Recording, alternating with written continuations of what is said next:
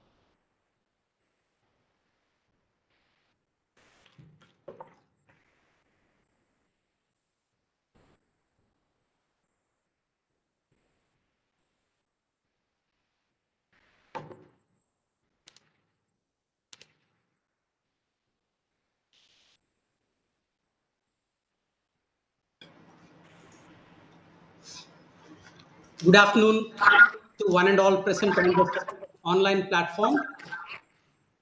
At the outset, we wish to welcome the facilitator, the resource person of this second day's lecture series, Dr.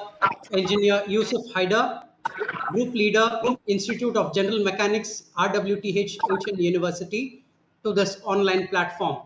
We also welcome all the participants who are watching this program live on the Cisco WebEx platform, on our live webcast on our website, on our Facebook, and also on our YouTube channel.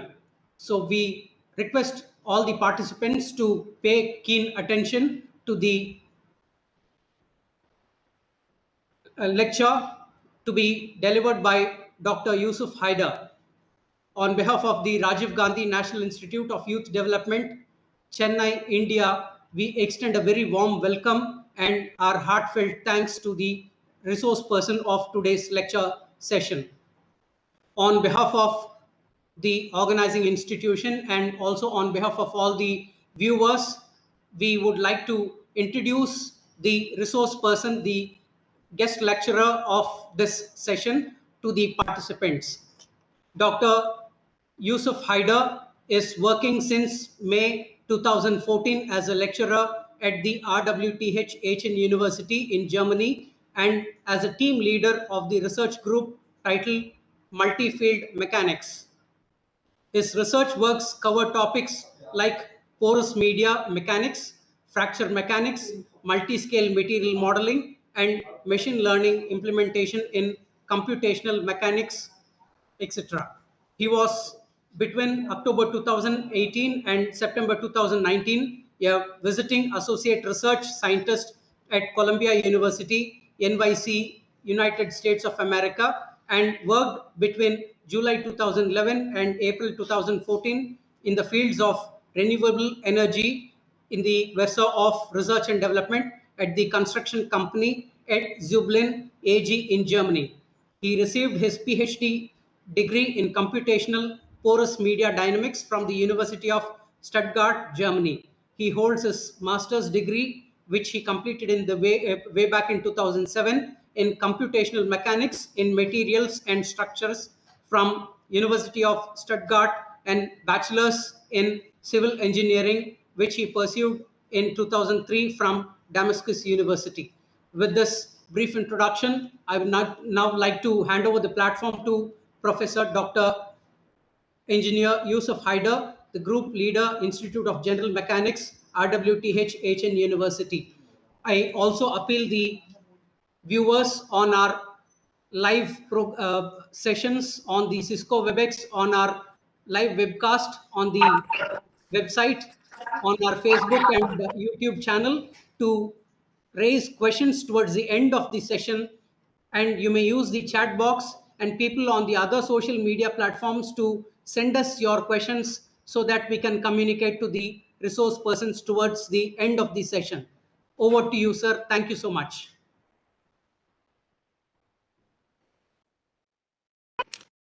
Okay, thank you so much, Mr. Baul, for the kind introduction, and thank you everyone for attending my lecture. The title of my lecture is Machine Learning-Based Material Modeling in Multi-Scale Computational Mechanics.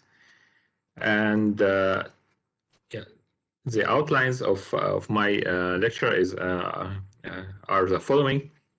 So I will start by a motivation and show the aim and the methods which I'm following in my work. And because it's related to machine learning, I will then go through some basic ingredients of artificial neural networks.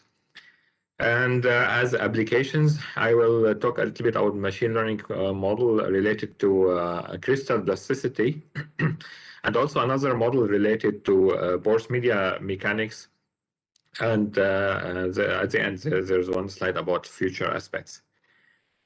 So in general, as engineer, we would always like to solve some problems on continuum scale, on engineering scale. And this would be, for instance, an example for this. We have a beam or a bar, which is fixed from the bottom, and we have a load at the top. And our task is, for instance, to compute the displacement, which is induced by this load F. So in computational mechanics, we classify the related relationships into two categories also. So first, we have what we call the universal laws, which are mainly the kinematics and the balance equations. So the kinematic is simply the definition of the strain in connection with the displacement. So the strain is a gradient of displacement, and I take here for simplicity linearized strain tensor or strain quantity. And the balance equation, let's say we have a purely mechanical problem. It's a linear momentum balance equation in quasi-static form, which is then the divergence of stress minus B, which is the body force, equals to 0. We have also specific boundary conditions, which are the Neumann or related to force, and the Dirichlet or related to displacement conditions, and as you see here. So this is a very simple problem. And what is missing in this problem is the constitutive model, or the relationship between the stress and the strain. And this is not empirical law. This is what the user or the engineer would like to propose, depending on observation and on some available data. And these constitutive models should fulfill certain restrictions in order not to violate, for instance, the rules of thermodynamics and so on. So what usually you do, if you know your material, you go to laboratory, you take a sample of your material, and then you apply like uniaxial tensile test or some other tests, just to have a feeling about the material that you are dealing with. Alternatively, you can take a lower scale model. For instance, if you know the atomic nature of this material, you can construct an atomic model on the nanoscale, as will be also discussed in other lectures by Dr. Batil later. And then following these lower scale experiments or real experiments, you generate some data which can be processed to be plotted in the stress strain curve. So these are the red points, and the constraints in connection with these boundary conditions. Let's say I plot this on yellow as a yellow line, so that for these configurations, the exact stress and strain will be on the yellow, and the red points will cover like a wide range of loading and displacements. So as an engineer, what you do usually on most of the cases, you look at the behavior and the tendency of your data points. You do a lot of experiments like loading, unloading, to see if you have remaining deformations, like if you have plasticity, or if you have elasticity, linear elasticity, nonlinear elasticity, whatever. So what you do, you propose some model, and you try to figure out the material parameters so that they fit with your data. And in this case, if I choose like these two different material models, for instance, the nonlinear elasticity or elasto-viscoplasticity, so the solution according to my boundary conditions would be these 2 points. I see here, if I choose different models, I might get different solutions also. This could be not far from each other, but it shows that we have some empirical models or some phenomenological. It's not really exact and includes a lot of errors. Alternative to this, there's an emerging approach in the computational community. It's called data-driven computing. In this case, as I mentioned, on the yellow line, we have the exact solution, and the red lines, they are our data. So this approach say that we have to find a solution from the data set, which is the closest to the exact solution which belongs to the constraints. In other words, the solution is simply minimizing the distance between the data and the exact solution. So it's a minimization problem. And this minimization problem is subject to some restrictions, which could be the balance equation. So this is, it can be included using, for instance, the Lagrange multiplier. This is a like standard minimization problem in which can be also found in optimization research science. And the third approach, which is really the part of today's lecture, is using machine learning and using this regression techniques. In this case, we have from our database the stresses and the strains, and then we want to generate a machine learning model which can read the input, which is the strain, and predict the stress. In this case, we can say that we are generating, we are learning our constitutive model. So this can be written as sigma equals to fnn epsilon.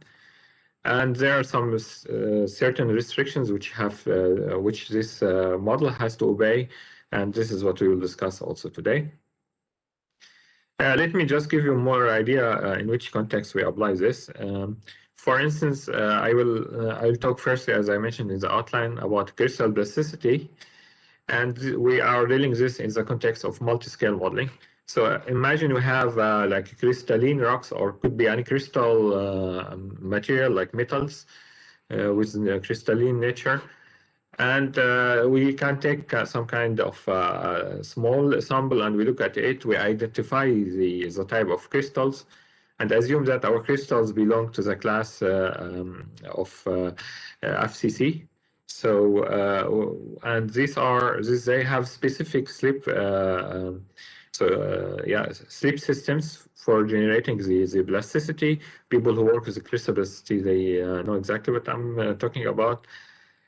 And what we do is we generate the database from this lower scale simulation. So we take, for instance, one crystal or polycrystals, and then we apply loads in different directions, and then we will have a database. A machine learning model requires a database, and if it is big database, it will be even much better.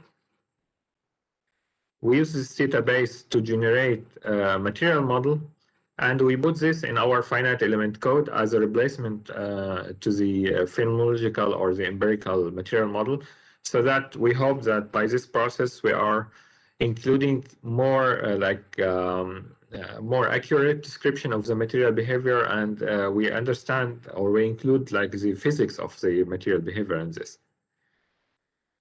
A second example is out of Boars media mechanics, and take for instance this picture. If you have this wind turbine, it's found on some kind of saturated soil.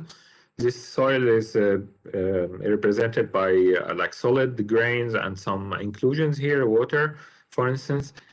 And we would like to generate constitutive models which are using the machine learning technologies.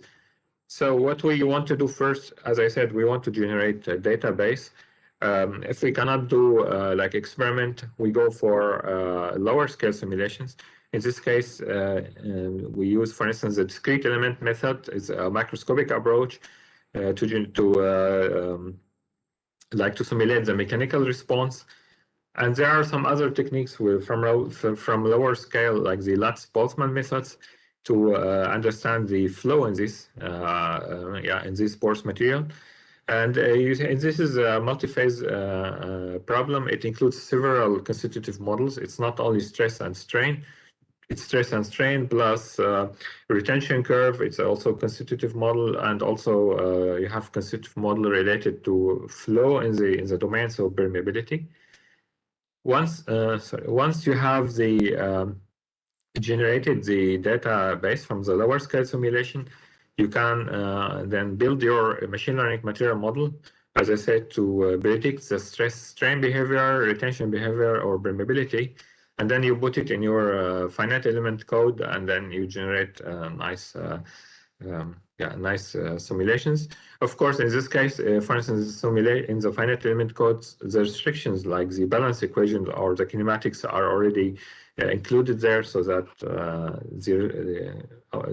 the definitions of continuum mechanics are already considered. Now we look at the bigger picture of machine learning. Of course, machine learning is a part of artificial intelligence. There are a lot of schemes and approaches and applications almost in every field of science. And in looking at machine learning, we usually distinguish between three major classes, which are the unsupervised learning, the supervised learning, and the reinforcement learning.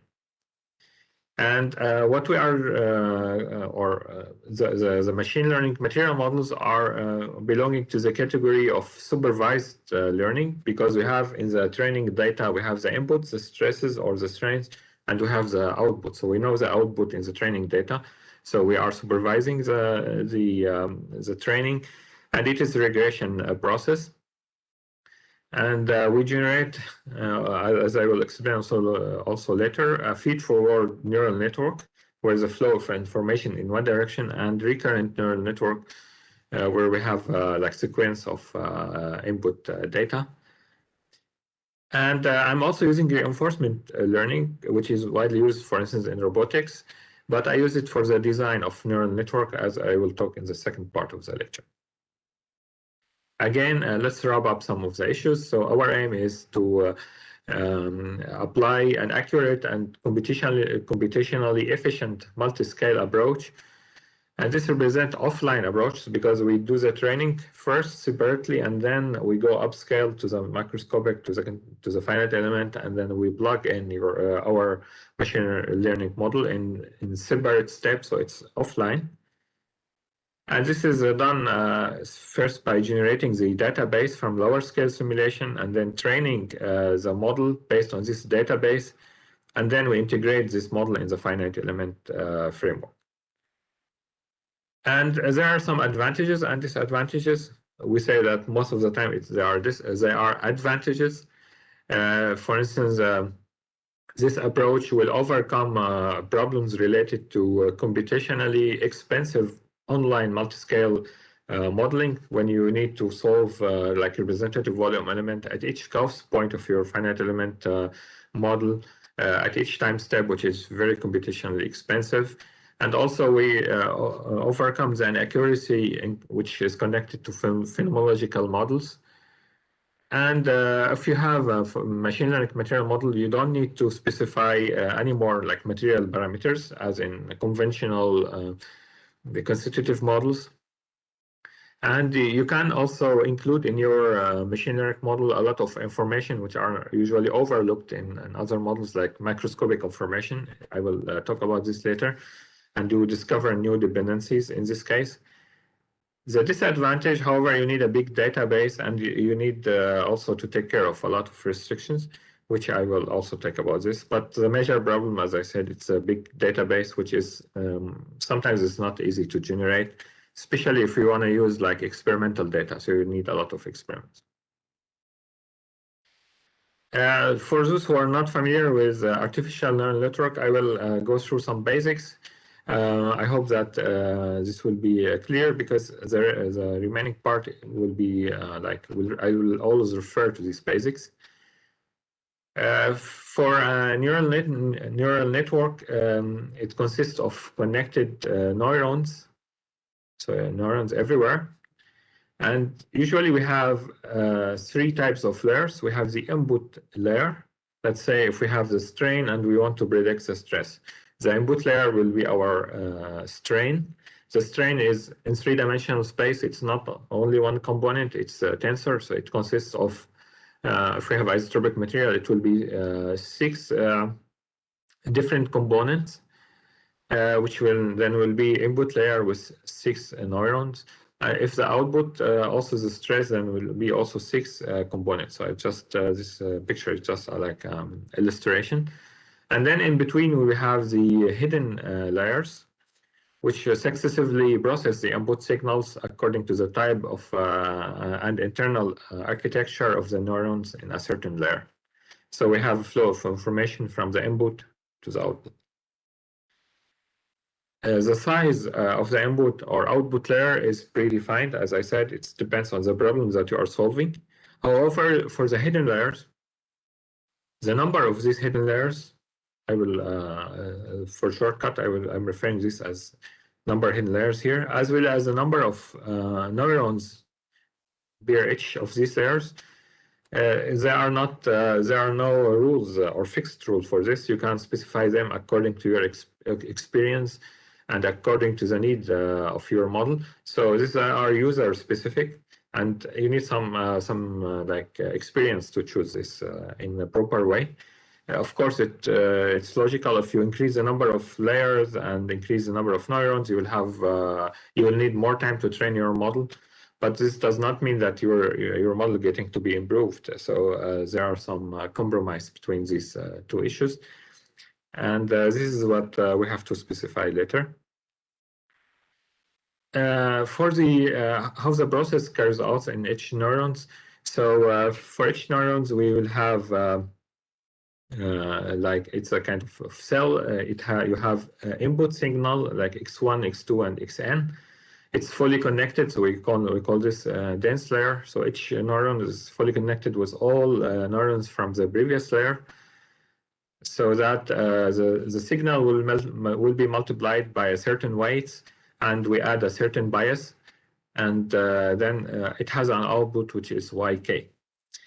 So our task become at the end in the training to specify or to find the proper values of the weights and biases, so that the model will be accurate.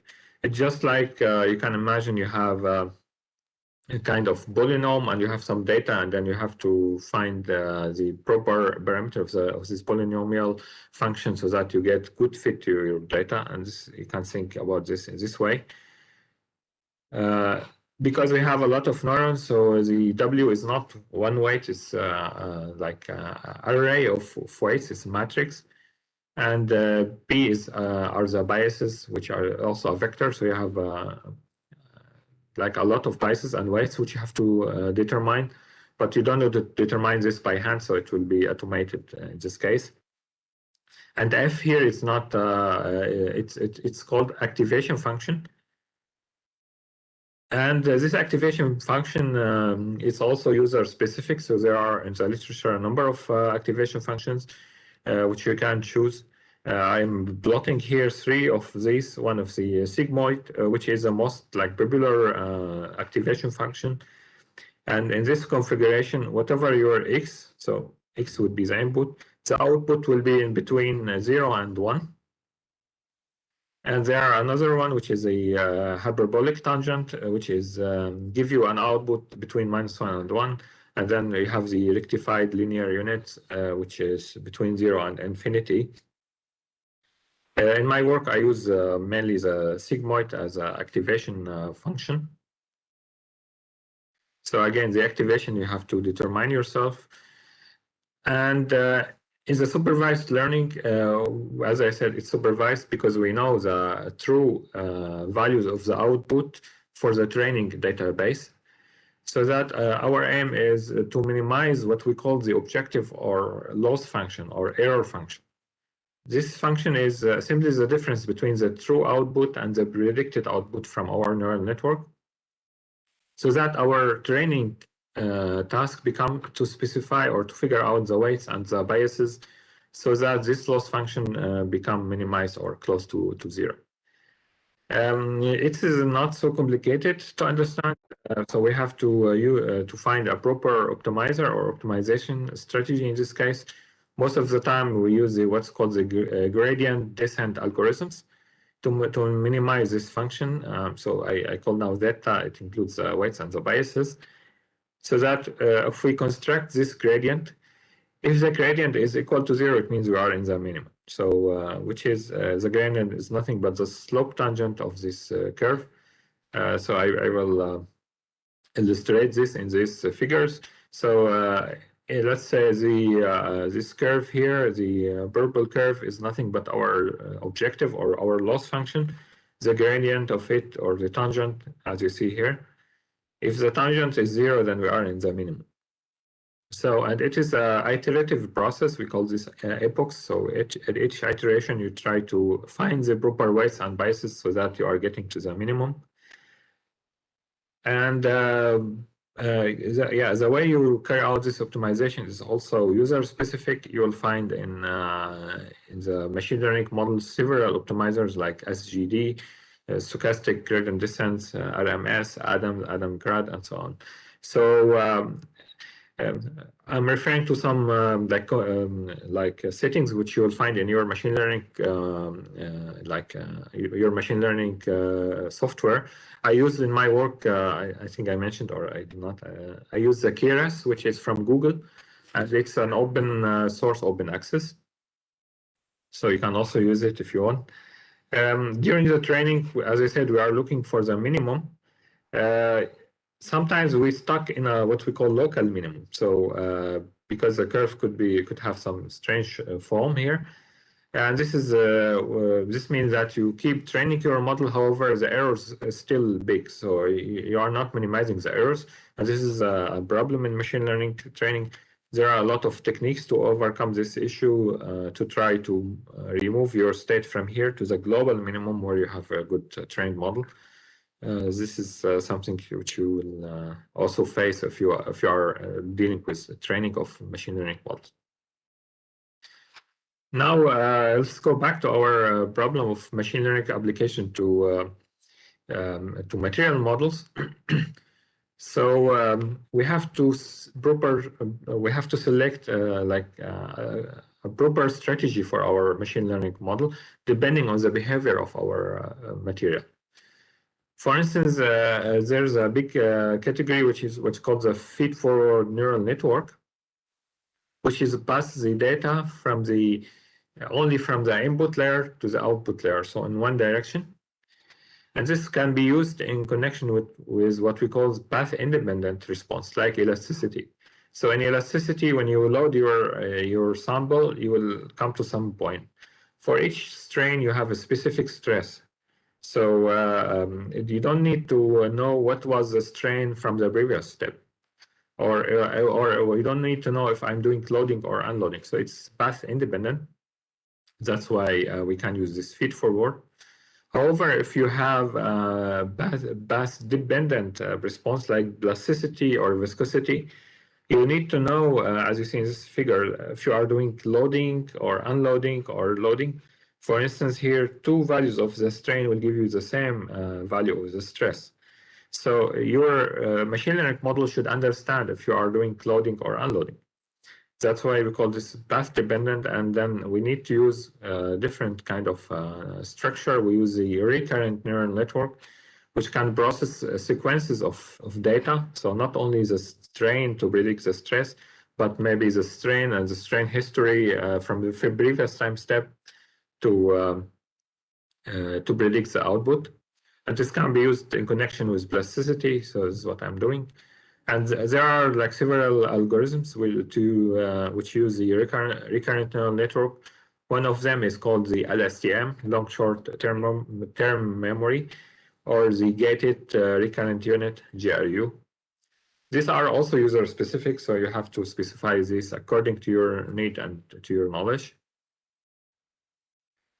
So with this, I'm finished with the basics, and then I will talk about the first application, which is machine learning for anisotropic crystal plasticity.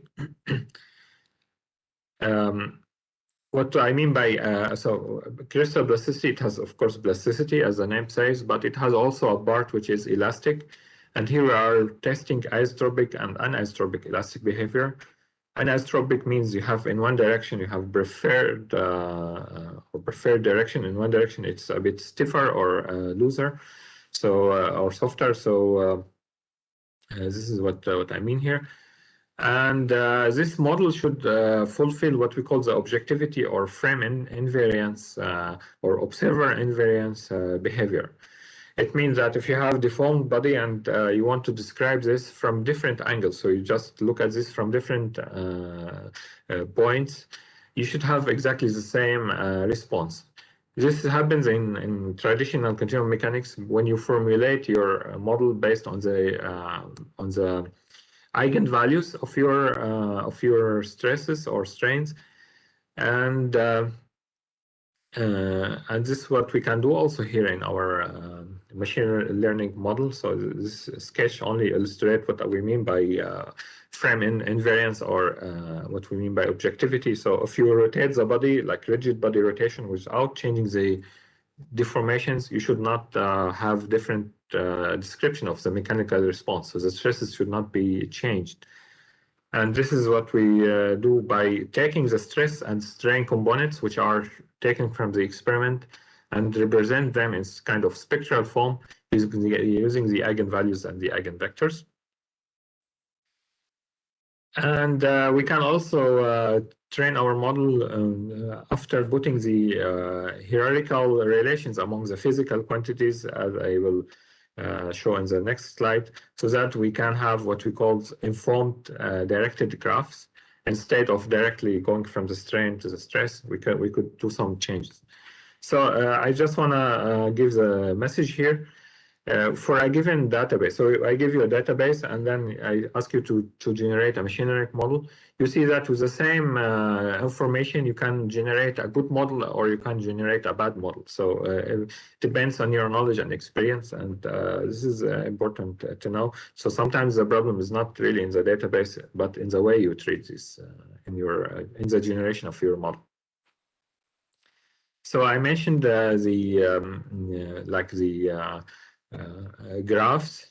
So I'm testing in connection with crystal elastoplasticity, three different graphs or three different ways for the flow of information. First, take the strain and strain history and predict the stresses. This is one option. And this, I call this black box or directed relation. So the output is not really affecting the input anymore. So we have one direction for the information flow. And then this second way or the second scenario is the what we call the informed or directed relation.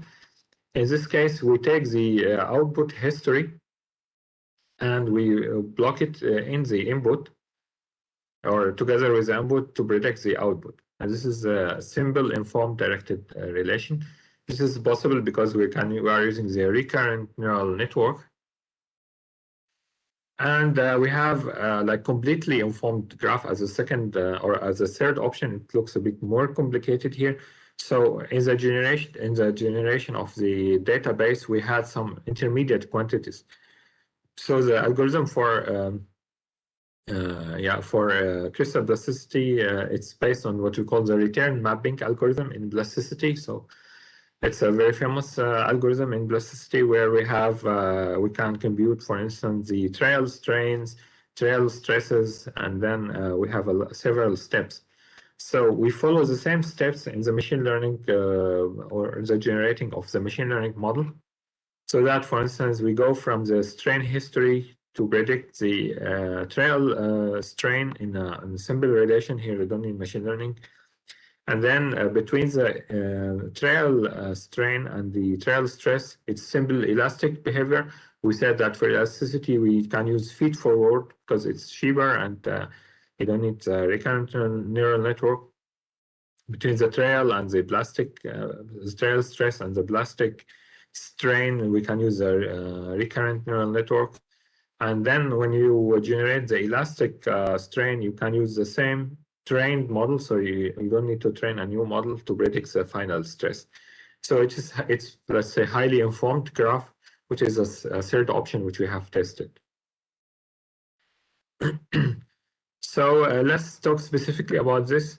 As I said, the first step is to generate the database, so the data acquisition. Our material is crystalline with a category FCC, so face-centered cubic, with possible 12 slip systems. It has two kinds of elastic response, isotropic and transversally isotropic or anisotropic material response. And this is an illustration how the slip systems look like. To generate the database, we need some computational methods. We use what we call the ultimate algorithm, which give you an exact solution. And we apply loadings in plane, so plane strain. And it's incremental, and we apply the rotation to the crystal. At the end, our database includes 1,176 different experiments belonging to 24 different loading applied and 49 crystal configurations, so that we have the strain to predict the stress. Now, after generating of the database, second step, as I said, it's kind of optional. We can take the data as they are, or we can apply some pre-processing, like spectral decomposition, to obtain or to extract the principal components, so the eigenstresses and strains and the eigenvectors. Third, we split our database into training and testing mainly, or sometimes training, validation, and testing, depending on the way you are doing this validation process. What I do, I take a part of the database for the validation, so that the training is carried out on the 68% of the whole database. And we have this validation. It's used in the training just like to adjust the weights. So it's kind of biased database. But what is important here is the testing database, which is not included in any step of the training. We leave it aside until we finish the training, and then we see the performance of our model on unseen data, so that we can say our model is good or bad. Before the training, we have also to apply a second step, which is the scaling or normalization of the data. Before we putting this as an input to be, for instance, in a specific range, I put it usually in the range between 0 and 1. And when we come to the output, we rescale the data to be, again, in the physical dimensions, so that we have predictions which you can compare with the database. After the scaling, we have then to specify the configurations of our neural networks, which I mentioned in some slides before. So these are, for instance, the number of hidden layers, the optimization strategy in the training, the activation function, number of neurons, and so on.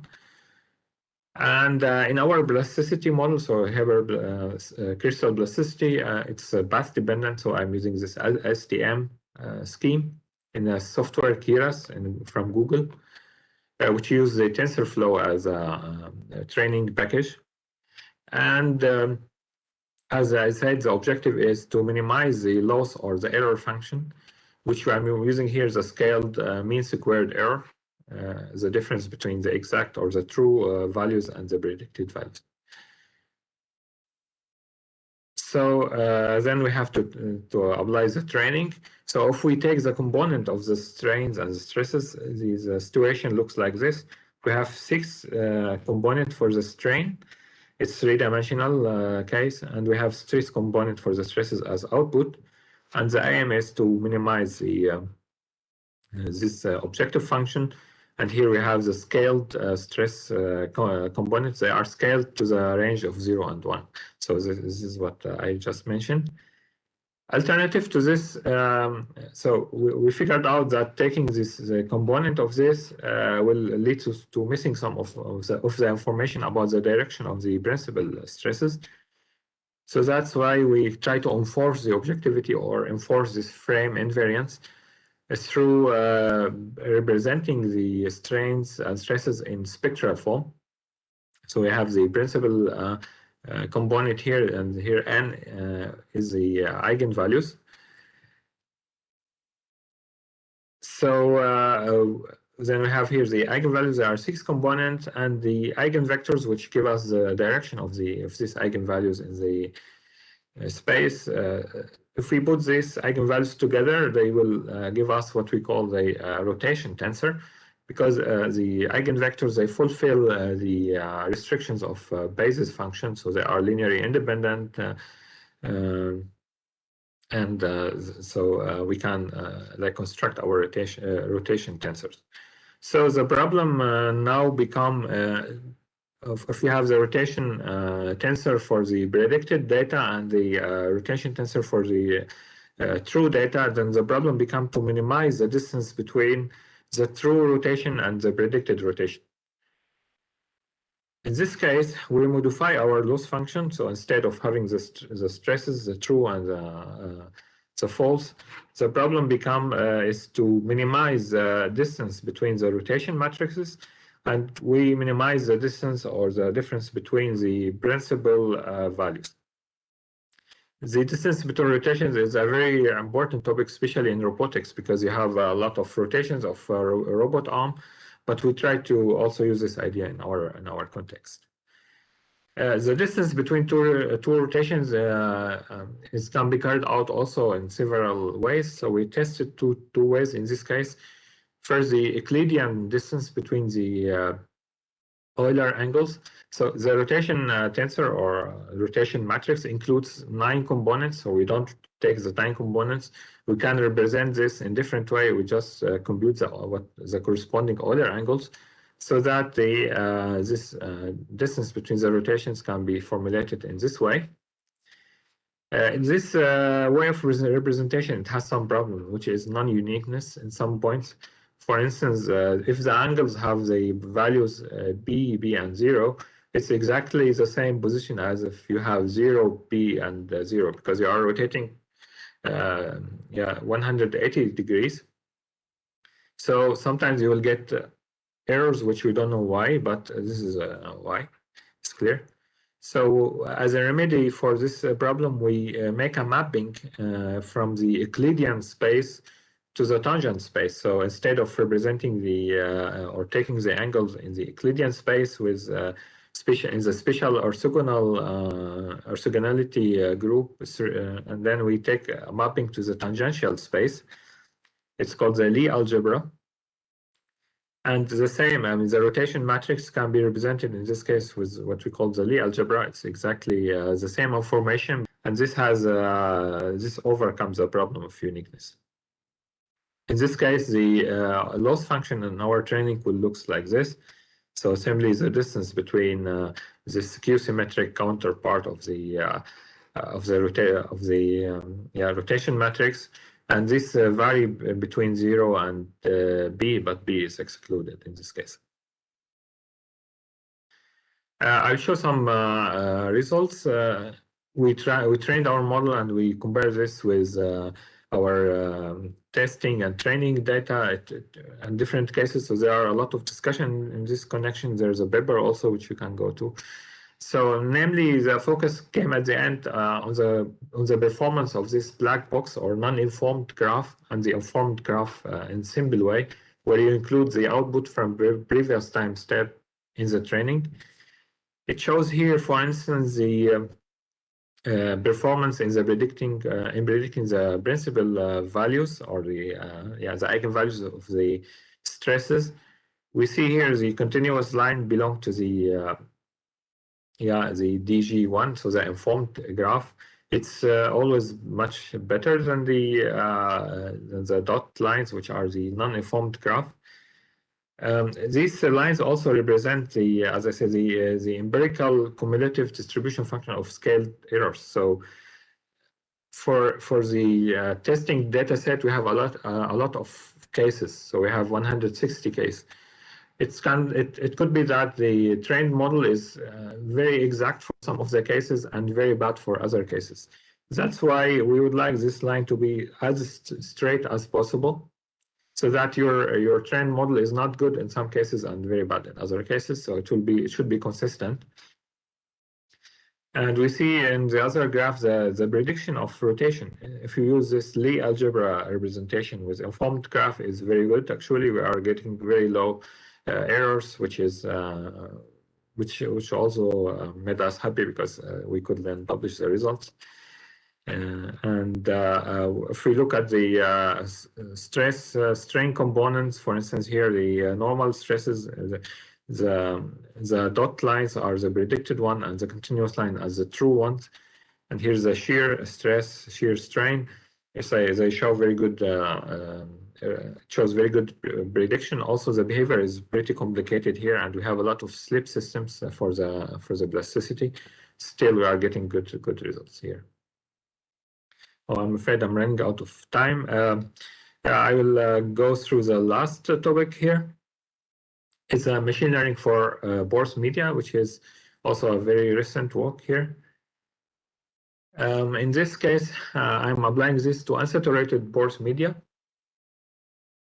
which is a three-phase model. It consists of solid phase, water, and air phase. And in the continuum mechanics, we apply some kind of homogenization. And we want to describe the deformation of this material, so the stress strain, but also what we call retention behavior. It means if we apply suction to this, or if we suck the water from it, then we have this suction is associated to some degree of saturation, so that in reality you will have this behavior if you are applying drying or wetting. So you are following two passes. And in reality, what the geotechnical engineers do, they go for phenomenological models. So they describe the behavior of these two curves by one curve. So we have this model, and then we have to specify some parameters, fitting parameters, so that you can describe the behavior. As I said, we can also describe the stress strain behavior, or the relationship between the pressure in the pores and the stress in the skeleton of our material by what we call the effective stress. But the focus will be now on the retention behavior. At first, we need to generate a database. So we have now multi-physical processes. First, the deformation is, as I mentioned in the first slides, it can be captured using lower scale simulations with a discrete element method, and then to get a database for the stresses and for the strains and the stresses. For each deformed configuration, we can build what we call the Bohr network, and then where we can figure out our retention behavior, so the behavior between the relationship between degree of saturation and capillary pressure. Of course, lower scale simulation will not give you one curve; it will give you a lot of data points, and this is what is important for our machine learning model. We can also apply Latz-Boltzmann method, for instance, to extract the permeability behavior, so that you have a database or a relationship between the gradient of pressure and the fluid velocity. The two here, I mean, the Bohr network and the Latz-Boltzmann, they belong to the like hydraulic behavior of our material, and the first one is belonging to the mechanical one. So if we want to apply a machine learning model, for instance, for the retention curve, our model can take the suction or the capillary pressure, and we can include some microscopic information, which is usually not included in phenomenological models, which is the porosity, and we predict the degree of saturation. In this case, we have a path-dependent behavior. So if we have like drying or wetting, so we'll have different behaviors, like drying and wetting. So it's path dependent. That's why we need some recurrent neural network in this case. For the permeability, it's not path dependent permeability. It's solved as an inverse problem. So we take, for instance, the gradient of pressure together with some microscopic information, and we predict the velocity. And then we rely on the what's called the Darcy's law, the relationship between the fluid velocity and the gradient of pressure, to compute the component of the permeability. So it's as I said, it's an inverse problem. This step represents some kind of post-processing. In this project, or in this example, we used the reinforcement learning to figure out the settings or the meta parameters of our neural network model. So instead of just suggesting this by the user, we said, okay, let the computer find or figure out the correct parameters. There are some schemes which are used especially in game industry, for instance, in the game of Go or in chess. They use this algorithm to generate very high performance artificial intelligence players, and we are using the same algorithm here. So the search for the correct configurations can be formulated as an informed graph. And the optimal neural network parameters depends on many factors like the objectivity, priority, like the accuracy or the data set size or other restrictions, so that the selection is becoming to find the correct vertices which connect between, the correct edges which connect between the vertices. Yeah, so just to hurry up a little bit, it is a kind of game to find this correct meta parameters, where the game board represents all the possible settings without vertices. So the board will be this, like here, the type of neurons, the hidden layers, but we don't know the connections yet. The game rule is we can select one edge in each step, so we cannot select at the same time 2 and 3 and 4. So you have to select specific number of hidden layers. You have to select specific number of neurons. And then we have game objectives. As I said, the selection should serve our aim of finding or generating an accurate machine learning model. And the game state is a list of binary indicators which represent the selected settings. And the game action, it's like moving like a piece in the chess, is just a process of selection. In the chess, we have also specific rules that you can have only one move at each time.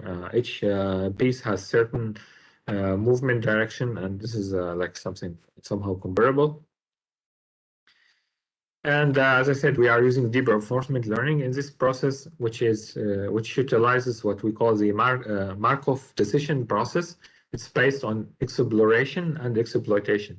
So you explore the paths which give you the best scores, but you try to figure out also alternative paths.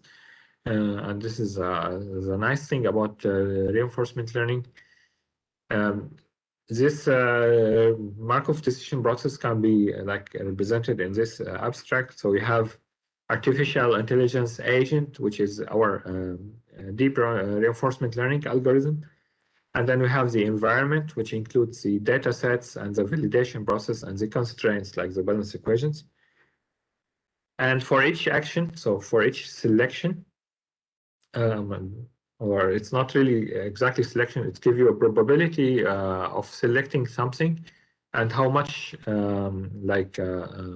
values or how much the reward we are getting for a specific selection. And this selection will be tested in the environment. And then the output will be for each state how much reward or how much you win from this. The reward is scaled in our treatment between -1 and 1. And we use the Monte Carlo tree search. There are a lot of, not a lot, there are some mathematics behind this, so I don't want to explain this.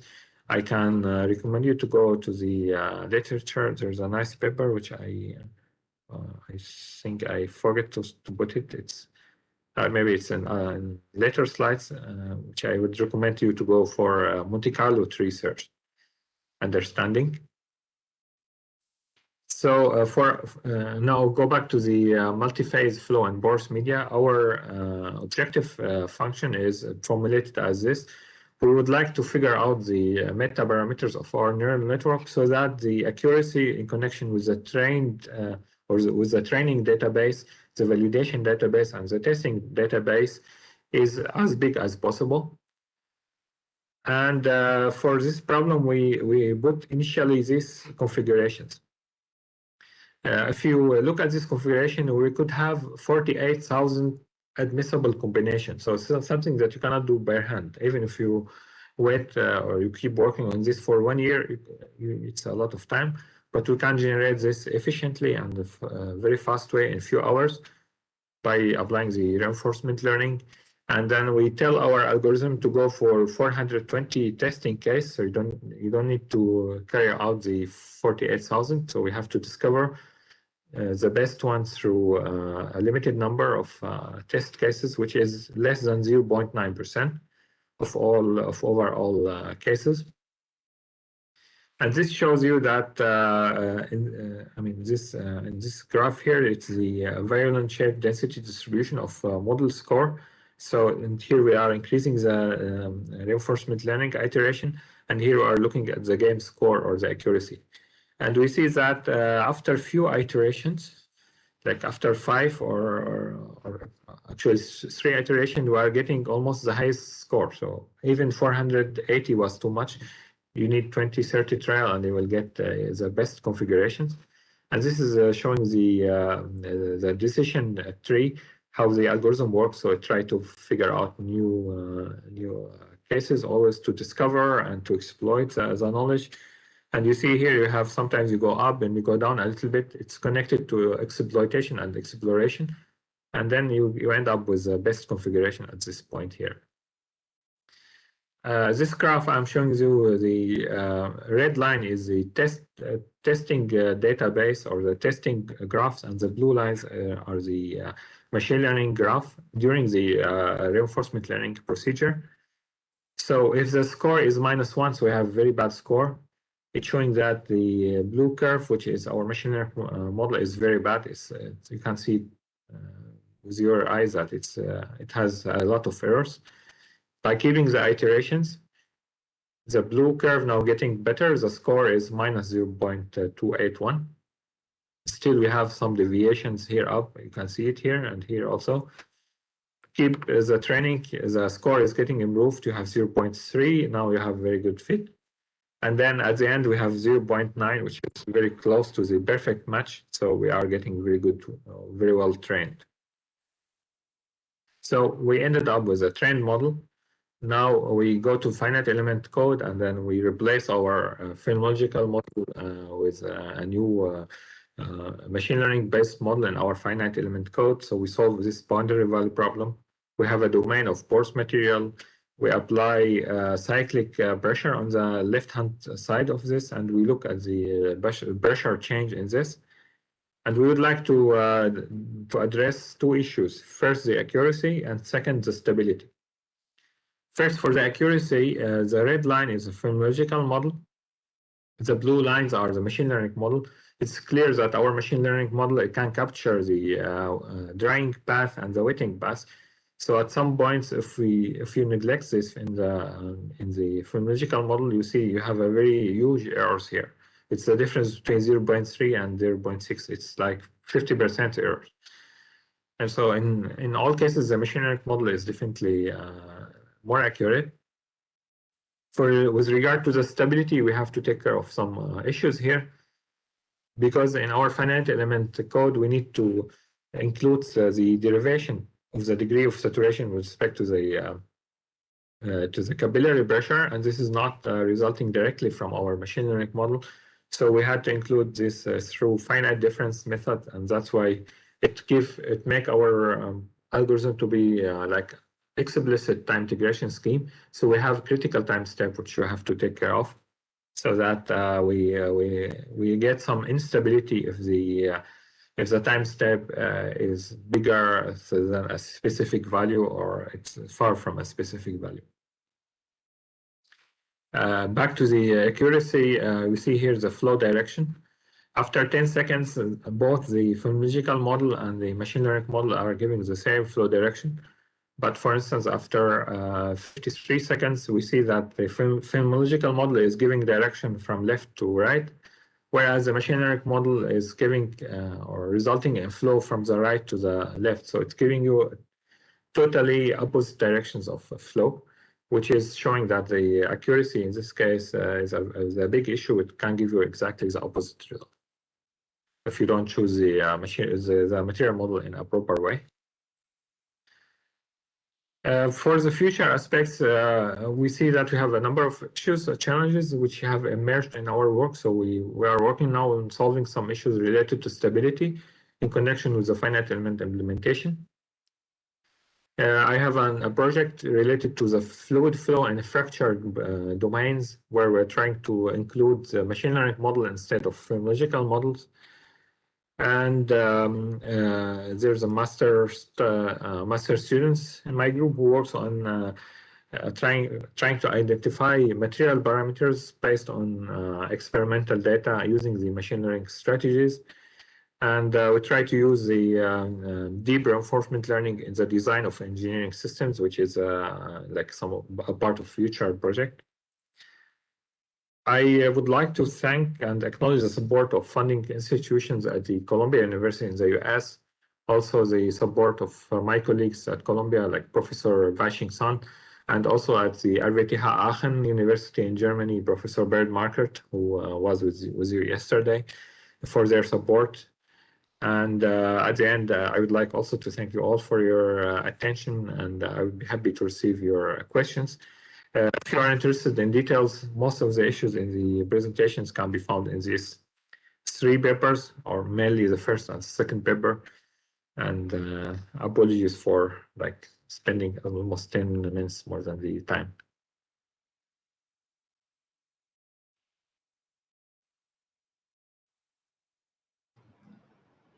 Dear participants, in case if you have any questions to raise, you can use the chat box to interact with the resource person, please.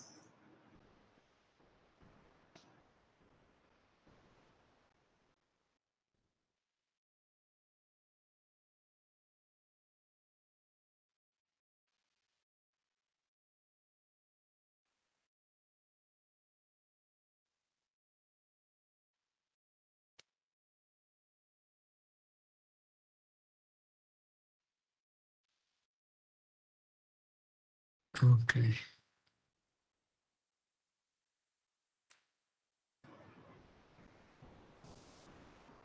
Participants, you can now use the chat box, please.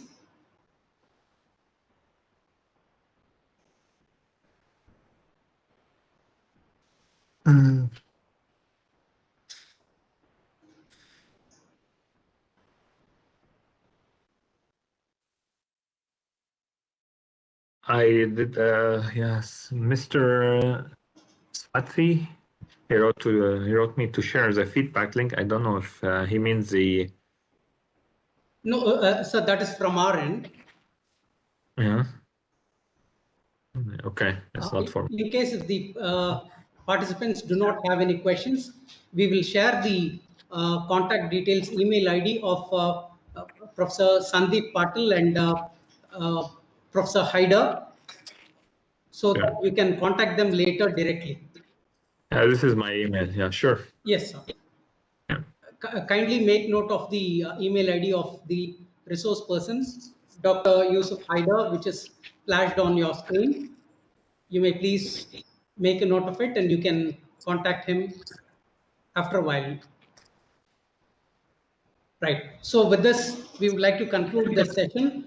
We, at the outset, would like to thank the resource person, Dr. Engineer Yusuf Haider, Group Leader, Institute of General Mechanics from the RWTH University, for delivering an excellent lecture on the machine learning based material modeling in multi-scale computational mechanics. We thank you, sir, for sparing a little of your valuable time for delivering this informative lecture. And for the benefit of the participants, we will also archive this lecture and we will place this in our website for your future reference also. Thank you so much. And for the participants, kindly make note, tomorrow we will have the next lecture to be delivered by Dr. Franz Barma, Group Leader from the Institute of General Mechanics, RWTH University, on model order reduction and efficient meta modeling in structural mechanics. The lecture session will commence by 1:30 p.m. Indian Standard Time. We request you to stay tuned ahead of 15 minutes before the scheduled commencement. That is 1:15 p.m. We request all of you to stay tuned online so that the resource person, Dr. Franz Barmer, will connect with us on time. So with this, we would like to thank Professor Yusuf Haider, Dr. Yusuf Haider, for delivering this wonderful lecture. Thank you so much, sir. Thanks a lot. Thank you. Thank you. You're welcome. Bye-bye. And we would also like to thank Dr. Sandeep Patil, Dr. Patil for his wonderful coordination. And we would like to hear from you, sir, on the last 2 days of the lecture will be yours. So our participants are keen to learn more opportunities in Germany. Thank you so much, sir. Yeah, thank you. Thank you, Yusuf.